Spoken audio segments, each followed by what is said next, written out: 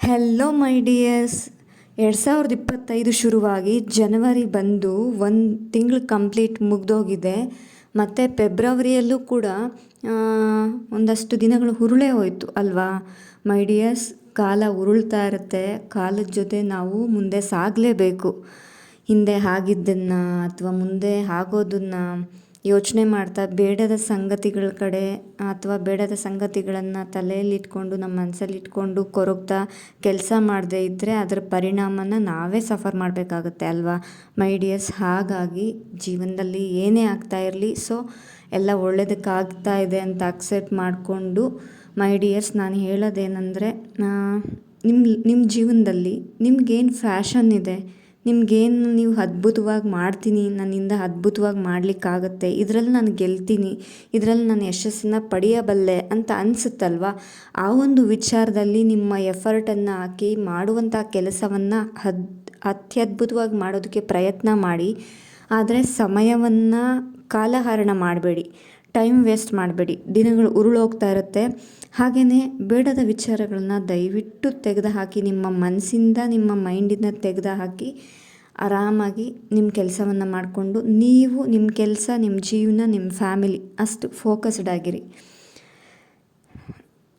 Don't ಜಾಸ್ತಿ time waste ಮಾಡಿದಷ್ಟು ನಾವೇ ಅದನ್ನು ಒಂದು ಸಮಯವನ್ನು ಕಳ್ಕೊಳ್ತೀವಿ. ಯಾಕಂದರೆ ಕಳೆದಂಥ ಸಮಯವನ್ನು ನಾವು ಮರಳಿ ಪಡೆಯೋದಕ್ಕಾಗಲ್ಲ ಅಲ್ವಾ. ಹಾಗೆಯೇ ಒಂದಷ್ಟು ಹೆಣ್ಮಕ್ಳ ಅಳಲು ಏನಂದರೆ, ನಮ್ಮ ಅತ್ತೆ ಹಾಗಂತಾರೆ ಹೀಗಂತಾರೆ, ಮತ್ತು ಅಣ್ಣ ತಮ್ಮದಿರಿದ್ರೆ ತಂದಿಟ್ಟು ತಮಾಷೆ ನೋಡ್ತಾರೆ, ಈ ಥರ ಎಲ್ಲ ಏನೋ ಸಾಕಷ್ಟು ವಿಚಾರಗಳು ಹಾಗೆ ಹೀಗೆ ಮತ್ತು ಹಾಗೆ ಆ ಥರ ಅಲ್ವಾ. ಅವರು ಹಾಗೆ ಇರೋದು ಅಂತಂದಮೇಲೆ ಅವ್ರು ಬದಲಾಯಿಸೋಕ್ಕಾಗಲ್ಲ. ನಾವು ಹೇಳಿದ್ದನ್ನು ಅವ್ರು ಅರ್ಥ ಮಾಡ್ಕೊಳ್ಳಲ್ಲ. ಮತ್ತು ಅವ್ರ ವ್ಯಕ್ತಿತ್ವನೇ ಹಾಗೆ, ಅವ್ರ ಮನಸ್ಥಿತಿನೇ ಹಾಗೆ ಅಂದಾಗ ನೀವು ನಿಮ್ಮ ಕರ್ತವ್ಯವನ್ನು ಮಾಡಿ. ನೀವು ಪ್ರೀತಿ ತೋರಿಸಿ, ಕಾಳಜಿ ತೋರಿಸಿ, ಗೌರವ ತೋರಿಸಿ, ನಿಮ್ಮ ಒಂದು ಕರ್ತವ್ಯ ನೀವೇನು ಮಾಡಬೇಕು ಮಾಡಿ. ಆದರೆ ಅತಿಯಾಗಿ ಹೆಚ್ಚಾಗಿ ಯೋಚನೆ ಮಾಡೋಕ್ಕೆ ಹೋಗಬೇಡಿ, ತಲೆ ಕೆಡಿಸ್ಕೊಳ್ಳೋಕೆ ಹೋಗಬೇಡಿ. ಎಲ್ಲವನ್ನೂ ನೋಡುವಂಥ ಭಗವಂತ ಮೇಲೆ ಒಬ್ಬ ಇರ್ತಾನಲ್ವ, ಆ ಭಗವಂತ ಎಲ್ಲವನ್ನೂ ನೋಡ್ತಿರ್ತಾರೆ. ಸೊ ಹಾಗಾಗಿ ಅವ್ರವ್ರು ಮಾಡಿದಂಥ ಕರ್ಮಕ್ಕೆ ತಕ್ಕ ಪ್ರತಿಫಲವನ್ನು ಅವ್ರು ಅನುಭವಿಸ್ಕೊಳ್ತಾರೆ. ನಾವು ಅದನ್ನು ಮಾತಾಡೋದು ಬೇಡ, ಅದನ್ನು ಹೇಳೋದು ಬೇಡ. ನಿಮ್ಮ ಅಳಲೇನಪ್ಪ ಅಂದರೆ, ತುಂಬ ಅಪಪ್ರಚಾರ ಮಾಡ್ತಾರೆ ಅತ್ತೆ ಅನ್ಸ್ಕೊಂಡವರು, ತುಂಬ ಅಪಪ್ರಚಾರ ಮಾಡ್ತಾರೆ ಸೊಸೆದಿರ ಬಗ್ಗೆ, ತುಂಬ ಇರಿಟೇಟ್ ಮಾಡ್ತಾರೆ, ತುಂಬ ಹಿಂಸೆ, ಕೆಲವೊಂದು ವಿಚಾರಗಳಲ್ಲಿ ಹಿಂಸೆ ಅನಿಸುತ್ತೆ. ಅದನ್ನು ಹೇಗೆ ಹ್ಯಾಂಡಲ್ ಮಾಡೋದಂತ ಅಲ್ವಾ ಕೇಳೋದು. ಅವ್ರು 1000 ಹೇಳ್ಕೊಳ್ಳಿರಿ, ನೀವೇನಂತ ನಿಮಗೆ ಗೊತ್ತಲ್ವ, ನಿಮ್ಮ ಆತ್ಮಸಾಕ್ಷಿ ಗೊತ್ತಲ್ವ, ಆ ಮೇಲಿರೋ ಭಗವಂತನಿಗೆ ನೀವೇನು ಅಂತ ಗೊತ್ತಲ್ವ, ಸಾಕು. ನಾವೇನು, ನಮ್ಮ ಮನಸ್ಥಿತಿ ಏನು, ನಮ್ಮ ವ್ಯಕ್ತಿತ್ವ ಏನು ಅಂತ ಪ್ರತಿಯೊಬ್ಬರು ಕೊಡುವಂಥ ಸರ್ಟಿಫಿಕೇಟ್ ಖಂಡಿತ ಬೇಕಾಗಿಲ್ಲ. ಸೊ ಹಾಗಾಗಿ ನಿಮ್ಮ ಮನಸ್ಸು ಮತ್ತು ನಿಮ್ಮ ಮೈಂಡಿಂದ ಆ ಒಂದು ವಿಚಾರವನ್ನು ತೆಗೆದುಹಾಕಿ. ಅವ್ರು ಹೀಗಂತಾರೆ, ಅವ್ರು ಹಾಗಂತಾರೆ, ಅವ್ರು ಹೀಗೆ ಮಾಡ್ತಾರೆ ಅನ್ನೋ ಆ ಒಂದು ವಿಚಾರಗಳನ್ನು ತೆಗೆದುಹಾಕಿ, ಕಿತ್ತು ಬಿಸಾಕಿ ಅದನ್ನು. ಅಂದರೆ ನಿಮ್ಮ ಎದುರುಗಡೆ ಇರ್ತಕ್ಕಂಥ ವ್ಯಕ್ತಿ ಏನೇ ಮಾಡಿದ್ರು, ಅರ್ಚಾಡಿದ್ರು, ಕಿರ್ಚಾಡಿದ್ರು, ಕೂಗಾಡಿದ್ರು ನಿಮ್ಮನ್ನು ತಟ್ಟದೇ ಇರೋ ಅಷ್ಟು ಪ್ರಬುದ್ಧರಾಗಿ ನೀವು ಪ್ರಬುದ್ಧರಾಗಿ ನೀವು ಎಲ್ಲಿವರೆಗೂ ಅದ್ರ ಕಡೆ ಫೋಕಸ್ ಮಾಡ್ತಿರ್ತೀರಾ, ಜಾಸ್ತಿ ನಿಮ್ಮ ಗಮನವನ್ನು ಆ ಕಡೆ ಹರಿಸ್ತಿರ್ತೀರ, ಅಲ್ಲಿವರೆಗೂ ನಿಮ್ಮ ತಲೆಯಲ್ಲಿ ಅದು ಕೂತ್ಬಿಟ್ಟಿರುತ್ತೆ, ನಿಮ್ಮ ಮನಸ್ಸಲ್ಲಿ ಅದು ಕೂತ್ಬಿಟ್ಟಿರುತ್ತೆ. ನಿಮ್ಮ ಶಾಂತಿಯನ್ನು, ನೆಮ್ಮದಿಯನ್ನು, ಸಮಾಧಾನವನ್ನು ಕಸಿದುಕೊಳ್ತಾ ಇರುತ್ತೆ ಅಲ್ವಾ. ಅದು ನಿಮ್ಮನ್ನು ಪೂರ್ತಿಯಾಗಿ ಆವರಿಸ್ಕೊಂಡ್ಬಿಟ್ಟಿರುತ್ತೆ, ನಿಮ್ಮ ಇಡೀ ಬದುಕನ್ನೇ ನಾಶ ಮಾಡುತ್ತೆ. ಅದರಿಂದ ನೀವು ಎಷ್ಟು ಬೇಗ ಹೊರಗಡೆ ಬರೋಕ್ಕೆ ಟ್ರೈ ಮಾಡ್ತೀರಾ, ಅದರಿಂದ ನೀವು ಎಷ್ಟು ಬೇಗ ಹೊರಗಡೆ ಬಂದು ನಿಮ್ಮ ಒಂದು ಗುರಿಯನ್ನು ಇಟ್ಕೊಳ್ಳಿ.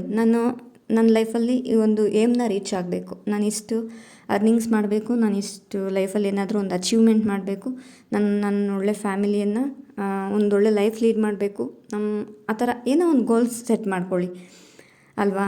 ಆ ಗುರಿ ಕಡೆ ಫೋಕಸ್ಡ್ ಆಗಿರಿ. ಈ ಥರ ಬೇಡದ ಸಂಗತಿಗಳ ಬಗ್ಗೆ ಮಾತಾಡಲಿಕ್ಕೂ ಹೋಗಬೇಡಿ, ಅದಕ್ಕೆ ಸಮಯ ಕೊಡಲಿಕ್ಕೂ ಹೋಗಬೇಡಿ. ನೀವೆಷ್ಟು ಬ್ಯುಸಿಯಾಗಿರ್ತೀರಾ, ನಿಮ್ಮ ಕೆಲಸದಲ್ಲಿ ನೀವೆಷ್ಟು ಫೋಕಸ್ಡ್ ಆಗಿರ್ತೀರಾ, ಅಷ್ಟು ನೀವು ಗೆಲುವು ನಿಮ್ಮನ್ನು ಹಿಂಬಾಲಿಸುತ್ತೆ, ಯಶಸ್ಸು ಖಂಡಿತ ಸಿಗುತ್ತೆ. ಎಲ್ಲಿವರೆಗೂ ಬೇಡದ ವಿಚಾರಗಳಿಗೆ ತಲೆ ಕೆಡಿಸ್ಕೊಂಡು ಕೂತಿರ್ತೀರಾ, ಅಲ್ಲಿವರೆಗೂ ಸಮಯನೂ ವ್ಯರ್ಥ, ನೆಮ್ಮದಿ, ಶಾಂತಿ, ಸಮಾಧಾನವೂ ವ್ಯರ್ಥ. ದೈಹಿಕ ಆರೋಗ್ಯ ಹಾಳು, ಮಾನಸಿಕ ಆರೋಗ್ಯ ಹಾಳು, ಇದೆಲ್ಲ ಬೇಕಾ ಅಲ್ವಾ. ಹಾಗಾಗಿ ಅದು ಹೇಳ್ದಷ್ಟು ಈಸಿ ಅಲ್ಲ ಮ್ಯಾಮ್ ಅಂತ ಅಂದರೂ ಕೂಡ ನಾನು ಹೇಳೋದೊಂದೇ ಕಿವಿ ಮಾತು, ಮನುಷ್ಯ ಮನಸ್ಸು ಮಾಡಿದರೆ ಏನು ಬೇಕಾದರೂ ಸಾಧ್ಯ, ಆಗಲ್ಲ ಅನ್ನೋ ಮಾತೇ ಇಲ್ಲ. ಒಳ್ಳೆ ದಾರಿಯಲ್ಲೊಂದು ಸಾಗ್ತಾ ಇದ್ದರೆ, ಸತ್ಯ ಧರ್ಮ ಹಾದಿಯಲ್ಲಿ ನಡೀತಾ ಇದ್ದರೆ ಆ ಭಗವಂತ ಸದಾ ಜೊತೆಗಿರ್ತಾರೆ, ಹೆದರಿಕೆ ಬೇಡ ಅಲ್ವಾ? ಮೈ ಡಿಯರ್ಸ್ ಹೆಣ್ಮಕ್ಳೇ, ಸ್ಟ್ರಾಂಗ್ ಆಗಿರಿ, ಪಾಸಿಟಿವ್ ಆಗಿರಿ. ನೆಗೆಟಿವ್ ಥಾಟ್ಸಿಂದ ದಯವಿಟ್ಟು ಹೊರಗಡೆ ಬನ್ನಿ. ಜಗತ್ತು ವಿಶಾಲವಾಗಿದೆ, ಪ್ರಪಂಚ ತುಂಬ ದೊಡ್ಡದಿದೆ. ನಮ್ಮ ಬದುಕನ್ನು ನಾವು ಕಟ್ಕೊಳ್ಬೋದು ಮನಸ್ಸು ಮಾಡಿದ್ರೆ. ನೀವು ಗಟ್ಟಿಯಾಗಿ ನಿಂತರೆ ನಿಮ್ಮಿಂದ ಸಾಧ್ಯ ಇದೆ. ನೀವು ಅದ್ಭುತವಾಗಿ ಬದುಕನ್ನು ಬದಲಾಯಿಸ್ಕೊಳ್ಳುವಂಥ ಶಕ್ತಿ ಸಾಮರ್ಥ್ಯ ನಿಮ್ಮಲ್ಲೇ ಇದೆ. ಆ ಒಂದು ನಿಮ್ಮಲ್ಲಿರುವಂಥ ಪ್ರತಿಭೆಯನ್ನು ಹೊರಗಡೆ ತಂದು ನಿಮ್ಮ ಲೈಫನ್ನು ನೀವು ಬ್ಯೂಟಿಫುಲ್ಲಾಗಿ ಮಾಡ್ಕೊಳ್ಳಿ. ಹಾಗೆಯೇ ನಮ್ಮ ಚಾನಲನ್ನು ಲೈಕ್ ಮಾಡಿ, ಶೇರ್ ಮಾಡಿ, ಸಪೋರ್ಟ್ ಮಾಡಿ, ಸಬ್ಸ್ಕ್ರೈಬ್ ಮಾಡ್ಕೊಳ್ಳಿ. ಯಾರೆಲ್ಲ ಸಬ್ಸ್ಕ್ರೈಬ್ ಮಾಡದೆ ನೋಡ್ತಾ ಇದ್ದೀರಾ, ಪ್ಲೀಸ್ ದಯವಿಟ್ಟು ಸಬ್ಸ್ಕ್ರೈಬ್ ಮಾಡ್ಕೊಂಡು ನೋಡಿ. ಹಾಗೆ ಒಳ್ಳೆ ಕಾಮೆಂಟ್ಸ್ ಮಾಡಿ, ಲೈಕ್ ಮಾಡಿ, ಸಾಕಷ್ಟು ಜನರಿಗೆ ಶೇರ್ ಮಾಡಿ. Thank you.